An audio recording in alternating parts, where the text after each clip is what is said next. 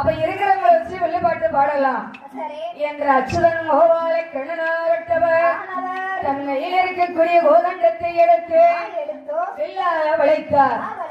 9 நவகிரகத்தை எடுத்து 9 மணியாக கோர்த்தார். ஆதி சேடனை வந்தாடையாக போடுகின்றார்.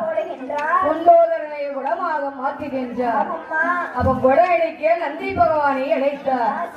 அப்படி நந்தி பகவான் உடமடிக்க, நாரதர் உடுக்கை அடிக்க, கணபதி தாளம் அடிக்க, தும்புருவர் எட்டை அடிக்க, ஆறுமுக கடவுளாகப்பட்டவர் வீசுபோல் வீச, அச்சுதம் மோபால கண்ணனாகப்பட்டவர் எப்படி வெள்ளப்பாடு பாடுறார் தெரியுமா? தில்லை வாழ களமதியில